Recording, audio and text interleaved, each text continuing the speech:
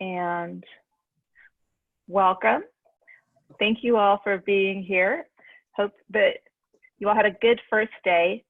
Today we are super excited because we have the U of A Yuma campus with Tanya Hodges, and she's got a panel of colleagues to talk to us about different opportunities specifically around agriculture. So thank you, Tanya. We really appreciate it. Oh, you're welcome. It's a pleasure to be here. I'm going to introduce my colleagues just real quickly, and you'll get to have a little bit of time with them towards the end. I'd like to introduce to you first Dr. Diana Saldana. She is our technology lead. Good morning, everyone. My name is Diana Saldana, and I represent the technology pillar in U of A Yuma that includes cyber operations, computer science, and applied computing. Good morning. Thank you, Diana. I'd like to introduce to you Dr. Samuel Pfeffers from engineering. Good morning, I'm Sam Pfeffers. I'm the lead professor for engineering programs at the University of Arizona, Yuma. In Yuma, we offer the systems engineering, industrial engineering, and engineering management Bachelor of Science degrees all 4 years here in Yuma, in cooperation with our partners at Arizona Western College and Imperial Valley College, community colleges in Yuma and Imperial County. So. Thank you, Sam. I'd like to introduce to you Dr. Balishka Brianis, Director of Agriculture. Hello, everyone. Good morning. So I oversee the ag programs. That includes ag systems management, which is our first UA Yuma degree only. That means that if a student wants to get that degree, they have to come to Yuma. So we're very proud to have that program a year ago. And we also offer sustainable plant systems, food safety, animal science, but students have to finish it in main campus. But there's a lot of options for ag programs here in Yuma. So thank you. So just to kind of share, here's what I'm thinking. I have a presentation I'll go through kind of quickly, and then we'll turn it over to the panelists so that they can share a little bit with you, and then you can ask questions back if that works for everybody. I will get started.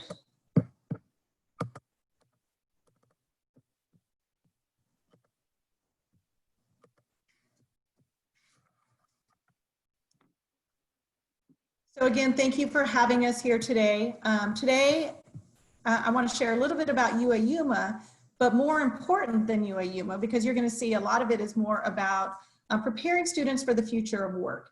And how do we start doing that at a young age, and what might that look like as we're trying to prepare them for the future of work? So I'm going to start at we always say 50,000 feet. This is probably much higher than the 50,000 feet, but the bigger look at the big picture, which is the global picture of the world and where we are today as it relates to world populations, what our young students are going to be living through in the future. Just to give you an example, I love this chart because it shows population growth. And for a person like me, who's not that old, born in the mid-60s, right? When I was born, there was 3.3 billion people on this earth. We're pushing 7.5 to 8 billion people. So in a lifetime of less than a lifetime, we've more than doubled our population. They're predicting by the year 2039 that the world will have anywhere between 8 and 13 billion people. Well, why is that important? It's important because as you're helping students, they are the ones that are going to be feeding, clothing, servicing, working in those type of environments of a much larger population than my generation and many of your generation as well had to do. So what else is happening in the world of work other than this world population? There's two things that are going on. One is the current shortfall of 1.8 billion jobs. In other words, we're not able to fill 1.8 billion jobs in the world. Now, why is that? Because of the lack of skill set, right?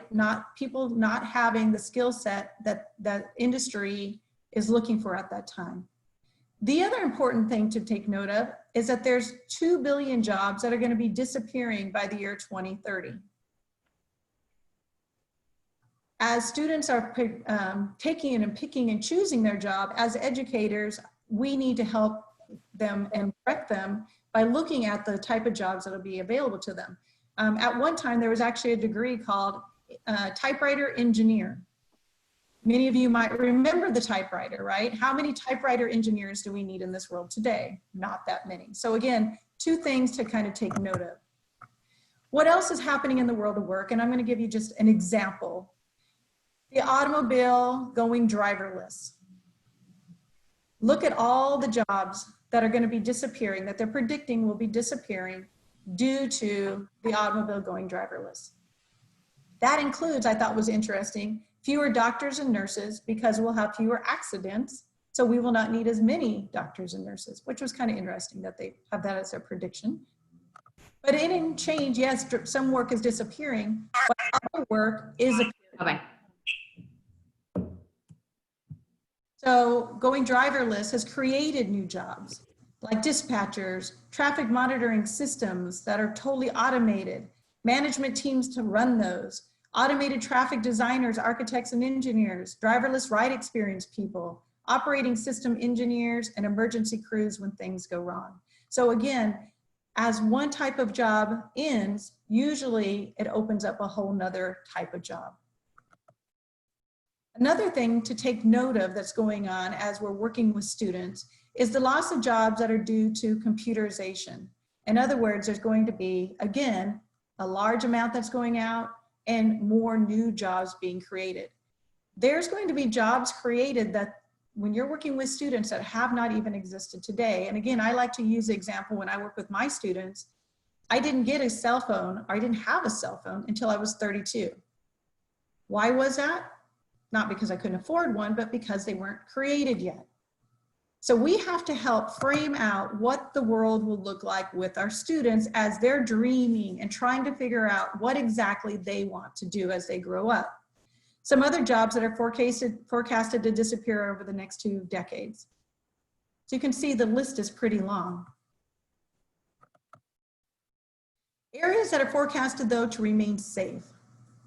And again, as we're working and helping and directing our students, safe from automation and our fine motor skills manipulation, creative intelligence, and social intelligence. Those are the things that the human mind can do better than any computer, any AI system. These are things that are not what we would call button pushing type of skills. So as we're, people say, well, what is the one degree or what is the one career area? There's not just one. As we know, the world needs all types. We also believe that the world and students in general need what we call stackable credentialing, or the ability to get different level of experience from middle school through high school, all the way through certificates, maybe even associate's degrees, and of course into bachelor's, master's degrees as well. And all of those are good. There's not just one that supersedes another. And again, depending on what students want to do. These are the predicted global growth industries of the future. This right now are where the growth is, they're predicting to continue to remain strong. The green and sustainable energy areas, personal care, online and for-profit education services, social networking and gaming, mobile apps, the printing side of it, the engineering side, and food production. These are all areas that they're predicting growth areas. So let's just say you, as an educator and a teacher, drive your students then into those areas that we're thinking that we're predicting to grow. Is that enough? And the answer is no, that's not enough. There are still people out there that have the skill set, that have the ability, but they lack what we call, or they don't have the skill gap. So what is that? Here's a new study that just came out June. It was 51 land-grant universities across our country that did this study.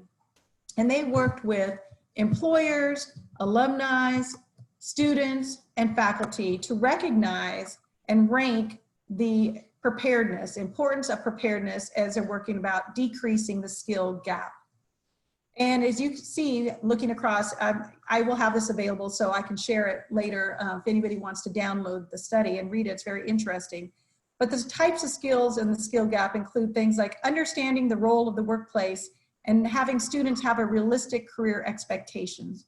I still deal with students that think their first job out of college are going to be making $120,000+ a year. And we know, again, that just comes from that not understanding maybe the realistic part of their career.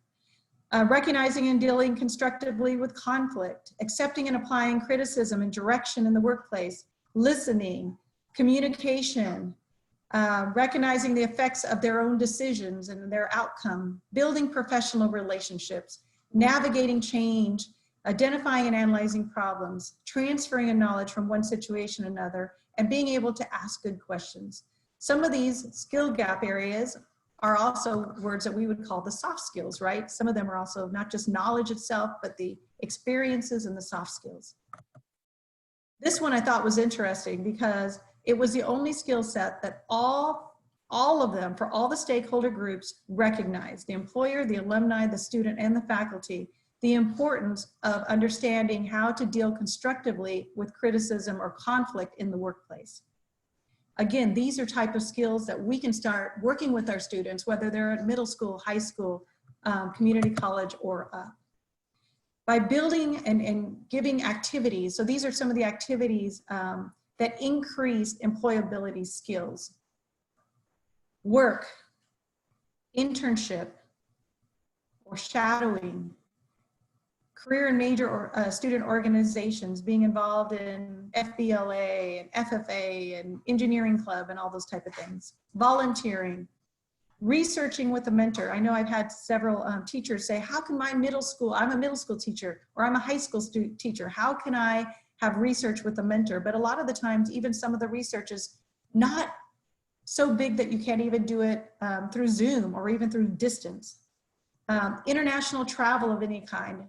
And if we can't get our students to travel, even connecting them through Zoom with international students around the world or international companies around the world so that they can understand the importance of cross collaboration and cross-cultural.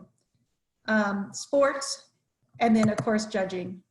All of those type of things will help our students break through the conflict taboo, increase their persistence, being able to adapt to change, and helping with the ambiguity so that students basically know the work and what they're supposed to be doing. So as teachers, as educators, you play a creative role in creating that workforce pipeline. The work you're doing is so important. And not only the work you're doing, but making sure that the handoff at every one of those levers is tight. You are the economic drivers. It's so important that we have a clean handoff as it relates to middle school passing the students to high school passing the students on to the next level and all the way up the line. You as teachers really do control and play a big role in those economic drivers of the future.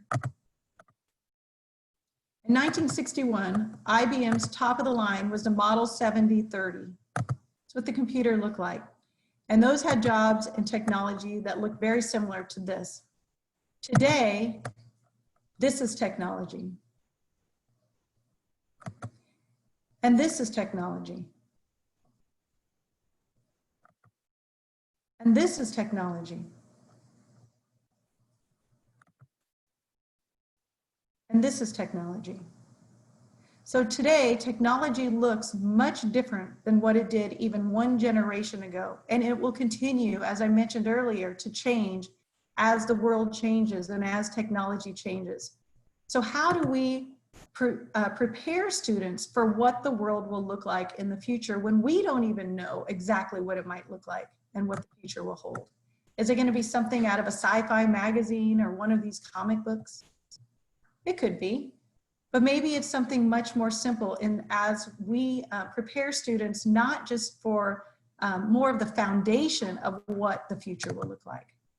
So how do we help students choose the career? How then do we hook up the education that they need? How do we know if it's a certificate or if it's the full degree or if it's even more than that? The first thing is helping your students to identify regional growth industries. The majority of rural students in Arizona stay within 150 miles of their hometown. This is very important as we as educators work with our students, because we don't want to be encouraging them, or we have to at least be reminding them that there's a good chance that they're going to come home, right? At least within those 150 miles.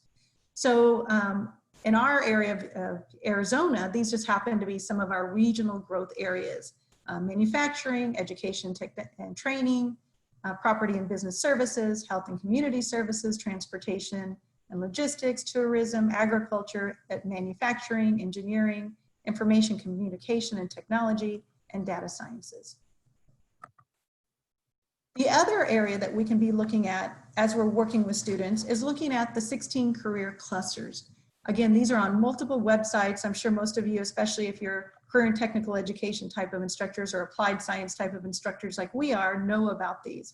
But what students don't know is maybe all of these career areas that exist, and that these are basically just big career clusters that have multiple other careers in them. So it's not just one thing. It's multiple different types of jobs within each area. The third thing that I think is super important as I see students, and all of us work with students, is that students need to know that math and science are cool. And not only are they cool, but they really are the foundation leading up to being successful in their career areas, at least as it relates to passing classes and degree programs and certification programs. It breaks our heart as educators in higher education when we see students that are getting to the college level knowing that they need chemistry, or they need algebra or calculus, or they need some kind of good science or math, and they've never taken that in their high school years. Many students do not know that chemistry is required for almost every type of science degree. So that's just one of those things. And again, I'm not saying it has to be chemistry, but students need to recognize that math and science are built in to just about all the career areas of growth. The other thing next is teaching the employability skills to students. How do we do that? We do it through experiential learning, summer camps, summer internships, shadowing with people in their career areas, giving them skill-based competitions. There's nothing better than a good competition to help a student be creative and competitive and increase their own knowledge areas. This could be through national competitions, local competition, tests, and then also recognizing students' appreciation for hard work. Active listening, developing active listening ways of communication in the classroom where students are able to measure their own active listening skills, and even working on their nonverbal communication skills. And then lastly, role playing. Mock interviews, mock phone calls, developing scenarios where students have to practice what they're learning, practice communicating. We all know that our students of today do more communicating through Instagram, Snapchat, and all their other social media. So practicing talking, practice articulating what's in their head and being able to get it out and speak in a way that others can understand is such an important part of teaching these employable skills. So students have so many choices anymore. Where do we even begin? And as educators, how do we even know what to direct them into? That becomes the big question. So here are the few of the career choices and economic drivers that we do and have in our areas. So one of the things I didn't mention that makes U of A Yuma very different from the main campus is we are a workforce development campus. Our mission is to work with our local industry to determine where there's holes in our community, where they're needing people to have a certain skill set. And then we bring those degrees, working with, again, our community college and stackable credentials and those type of things to meet the needs of our community. So one of those is engineering. Engineers continue to be in high demand, not just in Yuma, Arizona, not just in the state of Arizona, but across the country. So what is engineering? No, it's not the guy that drives the train. Engineering is the rigorous and systematic application of mathematics and science to solve practical problems. What do engineers do? They do just about anything. from research, development, testing, design, analysis, process control, production, maintenance, technical support, consulting, and even sales. So what kind of engineers are there? Multiple. There's like 13 to 14 different types of engineers, from chemical engineers to systems engineers to civil engineers to engineer managers, mining engineers. So how does a person become an engineer? Now this is a tricky part, and this is the part that I think especially, I forgot to also mention that I was a high school teacher. I began my career right out of college teaching high school agriculture was my background. And I always felt like, how do I help students when I don't really always know the clear pathway? Well, in the case of engineering, the first thing that I would do as a CTE teacher is reach out to industry professionals, reach out to your professors at the local community college or the major universities. They can then work with those students, mentor those students in a way that the student understands what it would take to become an engineer. And as you can see, it does take a little bit of time, but it's also worth it. The other option is technology. And the work options of technology today, again, it's not just one choice. There's multiple choices, and here are just a few. Computer science, which is designing, analyzing, and implementing and evaluating software. There's informatics, which is creating, storing, finding, manipulating, and sharing data. There's cyber operations, which is applying knowledge and human and organizational behavior to predicting vulnerabilities created by human error. And there's network operations, which is maintaining computer infrastructure and network systems. Again, lots of choices just in the area of technology. And then agriculture.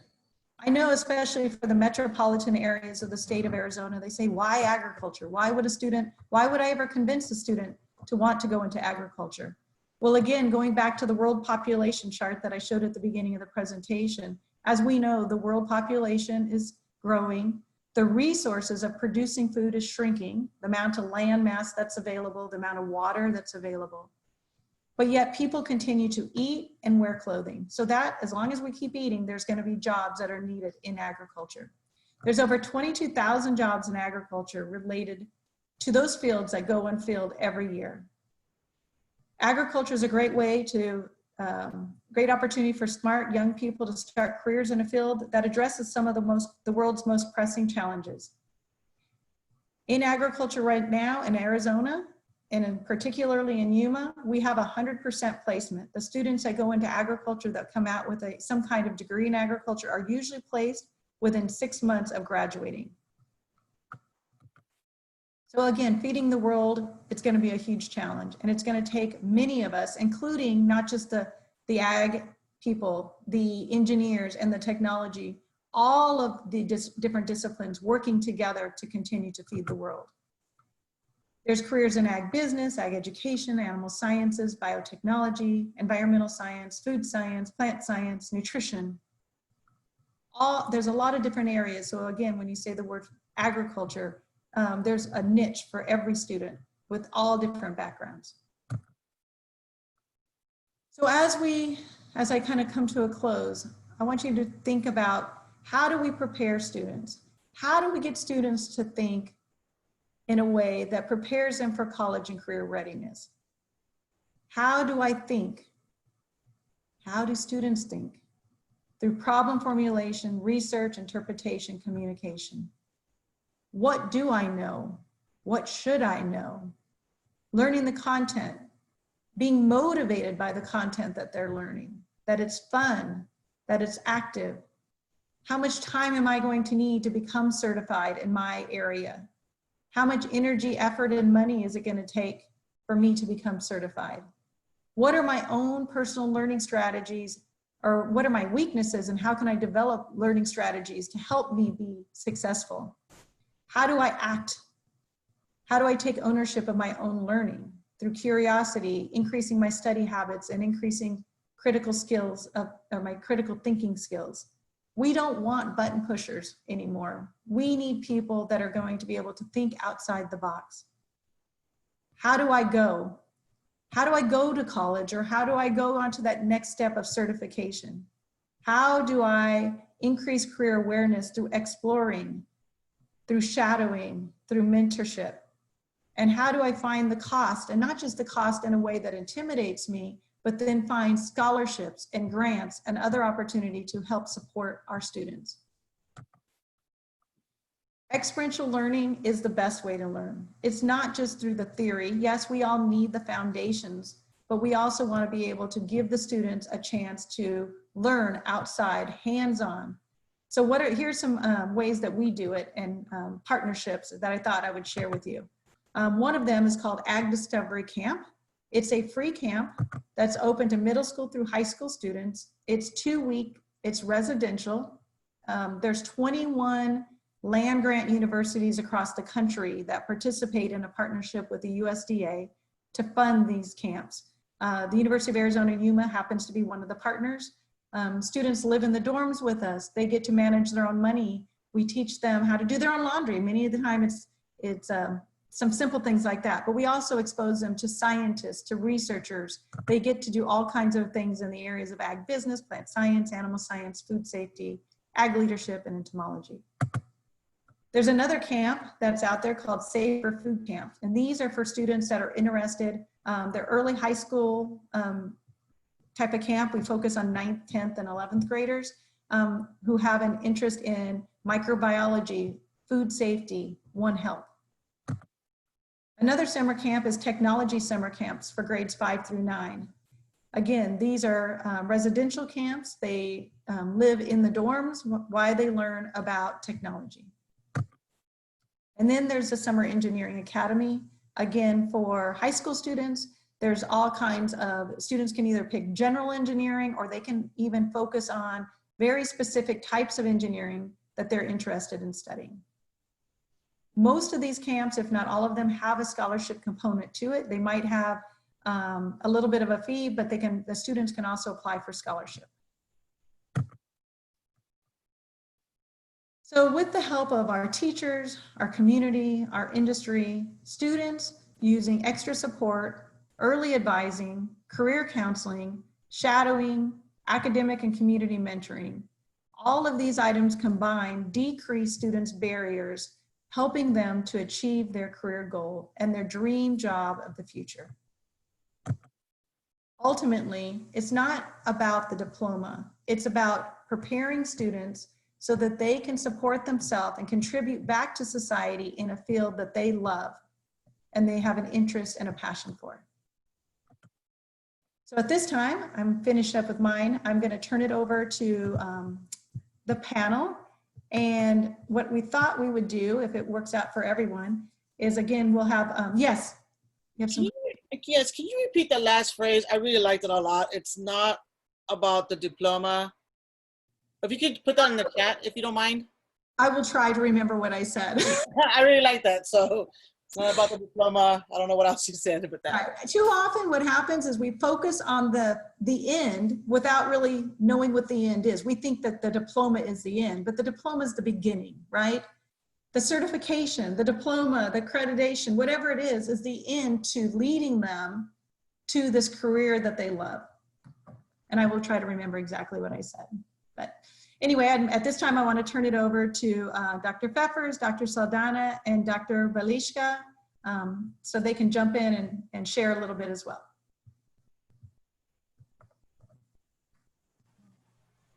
I guess I'll lead off. Again, I'm Sam Pfeffers, and my area of responsibility is our engineering programs.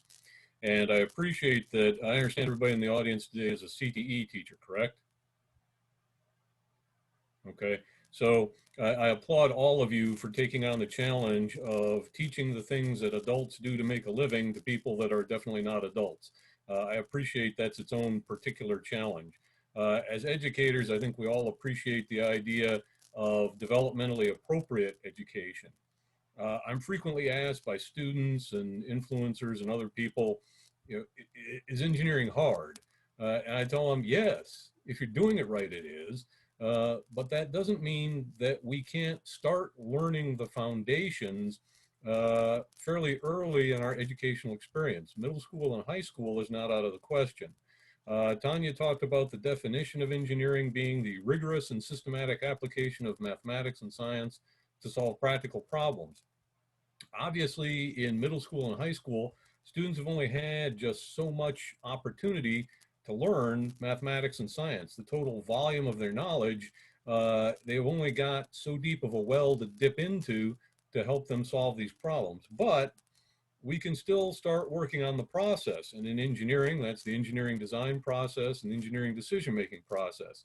And I would submit that building those foundational knowledge components in mathematics and science, it's not a either or. The two are not mutually exclusive. We can build the foundations and we can build knowledge in process at the same time. We can also develop those habits of mind that really, particularly in engineering, are important, but in many career fields, attention to detail, precision in execution, and teamwork. Frequently, there's this conceptualization of engineering professional practice as sitting alone in a cubicle waiting for design requirements to hit your inbox. You develop a design and put them in your outbox and wait for the next thing to come to your inbox. And really, pretty much nothing could be further from the truth. Engineering very much is a team sport. And the ability to collaborate effectively is critically important. So there are lots of ways that we can get to that starting at fairly early stages of development. We don't have to wait to college to help prepare students for a meaningful and beneficial career. Subject to your questions. Seeing none, I'll be followed by my colleague, Dr. Saldana.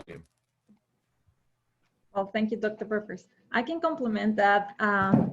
Some of the things that I shared in the previous panel with the other professors is that something that captures my attention in Tanya's presentation is about the hands-on experience.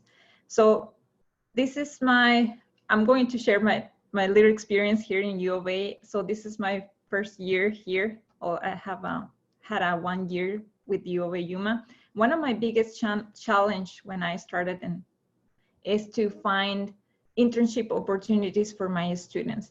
So I think this is a good way to start learning or interesting in technology programs or engineering programs or agriculture programs to start on a very early age to work with those type of experience like Tanya mentioned, like the camps and everything. And another thing that captures my attention is the skills, the new skills that the students need to have when they have to work in the real world. So Tanya mentioned about the computational thinking, the mathematical skills or the science skills as well.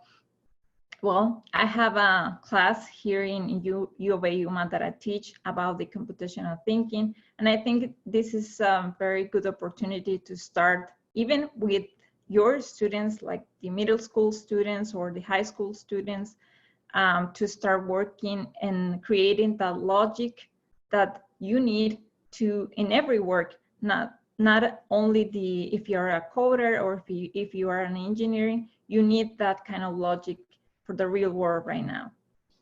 I don't know if you have any particular question about that. No? Then I think it's. Hi. So while I was looking at the presentation, some of the things that came to my mind were like just going back to when I started to decide what I wanted to study and how since we're little, we ask kids what they want to do when they grow up. And it's such a hard question. And I think the majority would say whatever your dad or your uncle or someone that you admire does, but you don't really know if that's what you want to do. So it's so important to expose students to the different opportunities. Shadowing the camps are great experiences. And I know that more and more now we're looking into students, maybe a bachelor's is just the beginning, maybe they do a master's.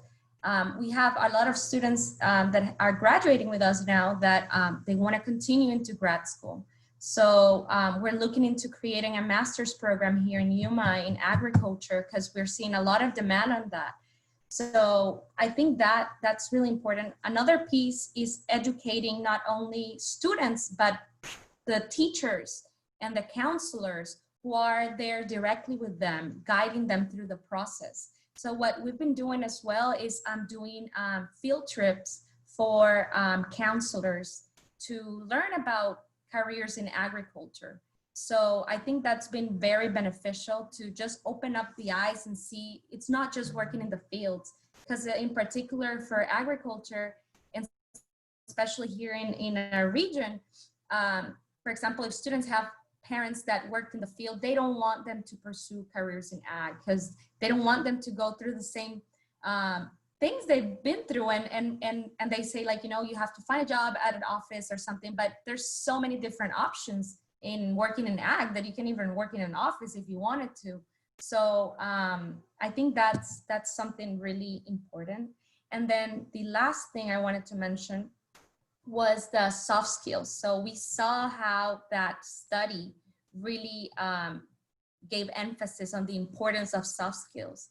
And now that I'm on the other side and looking into, you know, hiring people and things like that, it's not just about the skills, the technical skills and the knowledge, but a lot of it comes into you know, the communication and the teamwork. And we really try to encourage our students to build those leadership and communication skills. In particular, for example, just simple things as writing an email, you know, and that's so basic, but we see a lot of informalities, you know, addressing the professor or addressing someone. If you're applying for an internship and just not even putting a subject and just attaching something, not saying hello. And other areas, how to quit your job, you know, like not talking about it before with all your colleagues that you're going to do it, and then the voice goes into your boss before you even do it, and then you don't get a letter of recommendation. So all these things that require communication are really essential that we need to polish students.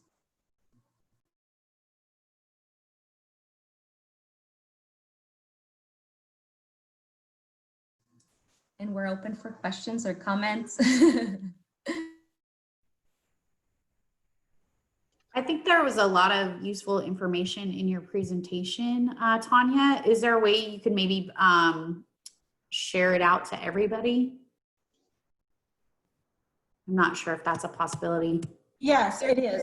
I will, we'll figure out how to put it in a box. It was so big, I tried to send it to Casey and it got stuck. So I will put it in a box and then I'll share the box with her. And then that way you guys, everyone, and even the ones, maybe some people who didn't get a chance to come to this, you know, there were so many breakout rooms for people to go into that they can also access it. So sure, yeah, I saw that there are some statistics in there. I appreciate that. Thank you. And this is a broad question. I thank all of you for your presentation. It's a lot of good information. Sure. Actually, it's overwhelming, you know, what's going on with automation and of course, you know, exponential technologies and all these other things. But I know this is a broad question, but I'd like to just put it out there. Of the students coming in, especially from communities of color, what seems to be the most challenging? I mean, there's a lot of them, obviously, but what seems to be the common denominator, the most challenging issue facing students, especially from communities of color, coming into U of A? I think I got my answer. I have, sorry.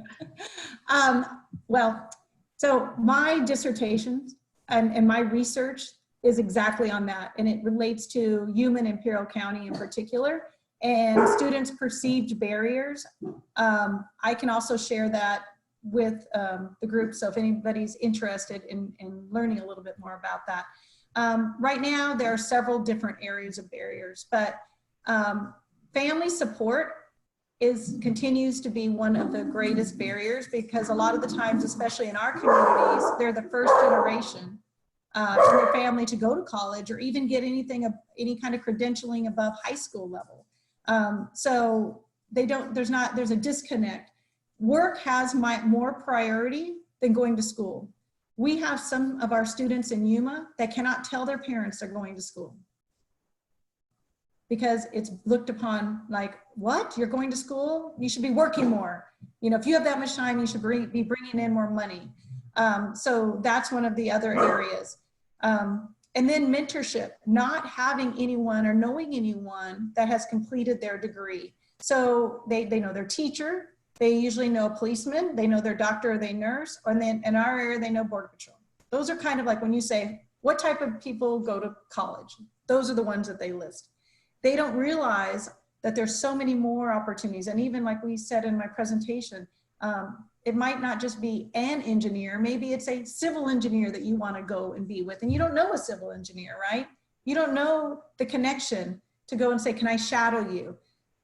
So it's making those connections for students so that they can then have somebody to be mentoring them. And I'm going to open it up to my colleagues so they can also add to it. Yeah. Let me just say that my dissertation touched on every exact detail you just mentioned in the Latinx community. Yeah, so we shared. I did a qualitative study on the success factors of Latino tenured professors. And you touch on exactly every aspect that you just covered. So I'm sorry, I didn't mean to interject. Oh, we have a lot in common. Yeah, if you could share that study, it would be great. I would love to read it as well. I would say that one of the main things that Tanya's findings as well in her dissertation, which we kind of worked together in different areas, it was the self-efficacy, right? The self-efficacy of students. So, and building resilience, those are so key, because the easiest path is just to quit, you know, and that grit, it really makes a difference. So I know, Tanya, if you want to mention she came up with a intervention soup. So where you would have a camp and mentorship and all these different interventions to actually create achievement in students, which that's what we want to see in them, and decreasing all the different barriers. So I do think there's a lot of barriers, but they have so much potential, and it's just a privilege to be able to work with students and be in this profession, because we can really see the impact and just, you know, small amount of sand or seed that we put into students can make a difference in their lives. So I applaud everyone here as well. I also like to mention self-efficacy, social identity theory, and familismo were some of the elements that I looked into. Perhaps for Dr., is it Saldana or Saldana Jimenez? Saldana. Saldana, okay. And Dr. Peffers as well.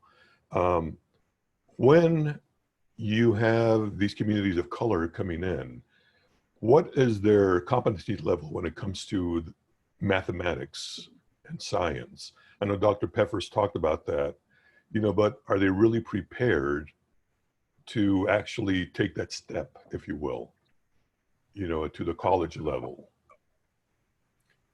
I'll speak to that a little bit. In terms of mathematics and science, short answer is yes. And I would be the first to say that our community college partners, to be a little bit blunt about it, are a great filter for us.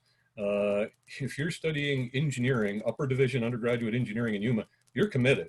By the time a student gets to me, the community college washes the weak ones out for us, to be completely blunt about it. So by the time they get to me, they're ready. If there's one area that is somewhat of a challenge, to be completely honest, it's spoken language. Almost all of our students are heritage Spanish speakers. But, you know, though you might be in the habit of, when you go to school and you're out, maybe if you have a part-time job, outside the home, you operate in English, and at home you operate in Spanish. How often do you have a casual conversation with your friends and family about the pressure temperature gradient at the thermocoupler. You just don't. And what you end up with is a student that is effectively technically illiterate in 2 languages at the same time. I teach a lab-based course in embedded computer systems, and you can see it that students will talk to each other in Spanglish, in that they'll speak in Spanish for kind of the common verbs and articles, but when it comes to the nouns, they don't know the word in Spanish for potentiometer. And so they insert, they've only learned the technical terms of reference in English, and so you get kind of this blended, and to a degree that's fine. It gets them through the day. They learn the concepts, but when it's time to transition out into the professional world, in engineering, the cold hard reality is that English is the lingua franca of engineering around the world. And if you want to get ahead in engineering, you should be proficient in English. And that's as simple as it gets. So if they have a challenge based on their cultural origins, at least what I see in my classes, to a modest degree, it's the spoken language is sometimes a bit of a challenge for students. Thank you. Dr. Saldana. Yeah, well, in my experience, I kind of agree with Dr. Prefers. They are very good and they want to succeed. That I think that is a very common thing with Latino communities. They want to be better. I mean, I can identify myself with them because, I immigrate. I'm from Mexico, so I immigrate, and I immigrate because I was looking for better opportunities for myself and for my family. So when I just recently came here in Yuma, I had the opportunity to work in AWC, and I teach in engineering classes and math classes, and I see like a big difference in my engineering classes. The students that enroll those courses, like the fundamentals of engineering or structured programming, they wanted to be there. So they put a lot of effort, and I didn't have like any issues with them as far as I remember.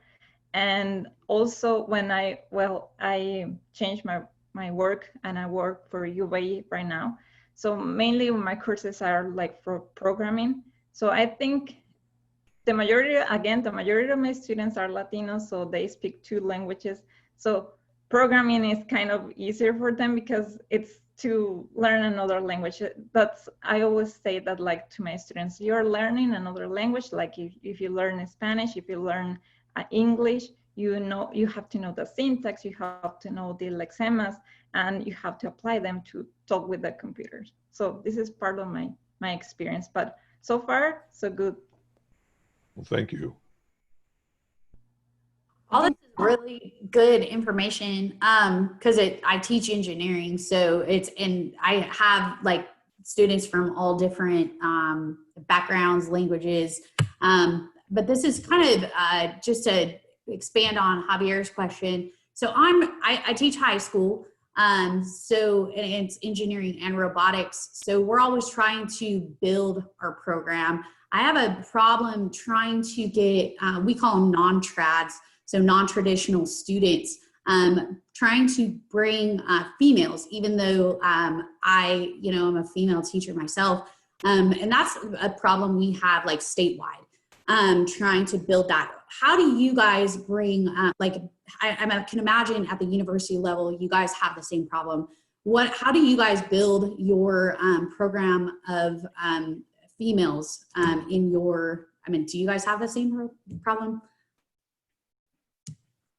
I guess it depends on what you consider the threshold of a problem. Honestly, is that something you try to do to try to build, reach out to female students specifically to try to build that? Because I know we look at statistics and they're always like, Melissa, you got to bring in more female students. And that is always like, it's specific on our statistics. They're always really harping on me. Well, and that's, again, it's a point of discussion nationally is representation in STEM generally and in engineering in particular. Yes. I will tell you that the University of Arizona College of Engineering, like most colleges of engineering across the United States, runs consistently right around 25% female. Part of this is just tyranny of small numbers. I run between 30 and 40 students here in Yuma, and I normally run about 30% female. So we're ahead of the college-wide average. And we do make some effort, but not really an extensive one. Really the strategy that we've applied that seems to have a fair amount of success, often particularly starting in high school and in the first couple of years of college, women students tend to be very strong in mathematics. And sometimes this kind of gets viewed as strangely non-feminine in ways.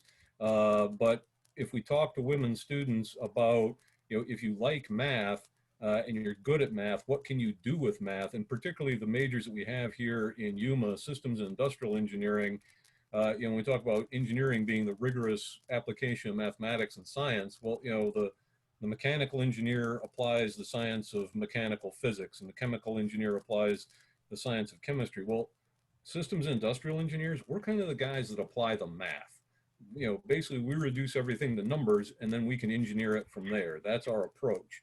And I think that's part of why we tend to run ahead of main campus a little, is in part because of the majors we have.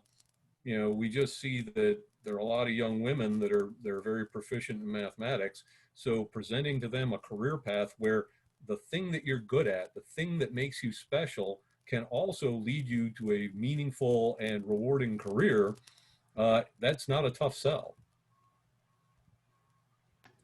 So Framing it. I was just going to give us a warning that we have 5 minutes. And I don't think that this group has a session directly after this, nor do you all. So we can go over if you need to. Sorry. Thank you. I know a lot of the women want to make a difference. To them, like the students that we work with, they want to change the world. They come in with this, I want to help and I want to make a difference. Well, whether you're in engineering, computer, agriculture, any of those STEM areas, if the professors or the teachers frame it correctly, they are making a difference, right? They're making a huge difference, probably like measurably in their lifetime, a major difference. And I think when we frame it like that with our young ladies to say, look, not only are you making a difference, you have the ability to make a huge difference. And then you start pointing that out, they go, oh, I never really thought about it like that. They think about it as tinkering. They might not be good with, robotics. That means I've got to be understanding tinkering stuff. Well, that's not my thing, right? Well, that's only one piece of the engineering, right? And so growing a crop in a controlled environment is engineering, right? Designing the system is engineering. I know we've got a couple of minutes. Dr. Peffers, you're right. Expounding on community college being kind of like a filter. I see that basically every day. I teach e-commerce, human relations and business and industry and business ethics. And when I see some of the writing, some of the basic writing, assignments, I'm thinking, what happened? There's something wrong along the way, along the pipeline here, because a lot of them can't even write a coherent paragraph, and here I'm trying to teach them APA, for business writing. And I'll be honest, I spent weekends just trying to grade on grammar, punctuation, and mechanics, and not focus on the content because I was more concerned originally or initially with formatting. But anyway, it is a major issue. Yeah, I would offer one of the things that, that's again, community college does a pretty good job of filtering out the weak ones for us. And I think something that students fail to appreciate, some of them pursue engineering because they think they won't have to write anything. And again, that nothing could be further from the truth. We have a introductory colloquium course that students take during their first semester with us. And part of the graded deliverables in that course, it's a 1 credit hour course that meets 1 hour a week. But after each 1 hour session, students submit a 1-page written reaction to here's what I got out of today's discussion, or here's what I didn't get that I thought I should have, whatever. But it teaches a couple of important lessons. One, it gives me, over a 15-week semester, 15 samples of the students' writing, 15 opportunities to provide them feedback on how to communicate like an engineer. And also at the end of the semester, we can say, okay, now if the assignment had been turn in a 15-page term paper, well, you would have waited until the day before yesterday, before the end of the semester, and started it. But if you write a page a week for 15 weeks, 15 pages is nothing. So there's a lesson available there. But that's something that we do that addresses that, at least in part.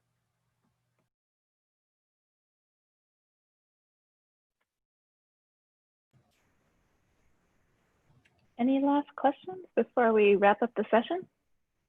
I'm sorry to say one more comment here. Going back to females in engineering, I don't know if you saw at TED Talks a few months ago, there's this female doctor who works, I think it was Google, and she was talking about artificial intelligence and how even that is biased because a lot of the programmers, the majority, are males. So even AI language seems to be biased, being pro-male. So she's really encouraging for more women, obviously, to get involved in the sciences and engineering and then computing, because you don't think about these things, that AI could be biased in itself because of who programs it, the majority of males. So she addressed that and how the disparity, it's being worked on, but it still exists in the sciences. I did not see that particular TED Talk. I have my own kind of take on that. Well-written AI, it's all about the algorithm. It's all about the mathematics. And basically, machine learning is either inductive or deductive, but in either case, it's selecting the option with the narrowest confidence interval and the highest confidence level. Is basically how it works. What causes the output of that algorithm to be biased in some way is the input. The majority, our history is a history of implicit bias. And so the vast majority of what we have to input to these algorithms contains that implicit bias. And so if what you're doing is selecting for the thing you're most confident in, you're essentially selecting for the thing that happens most frequently.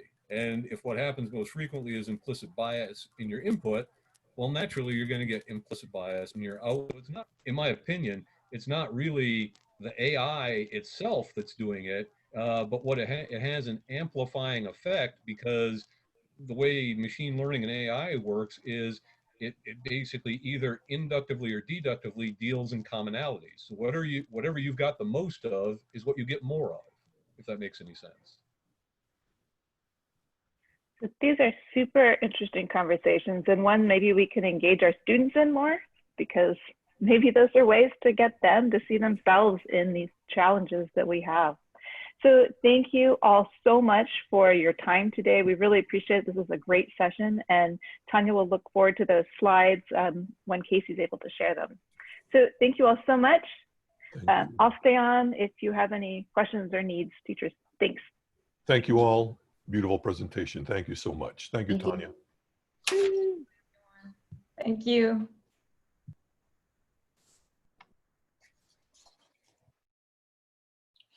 Robin, I had a question. So basically, we're covering these two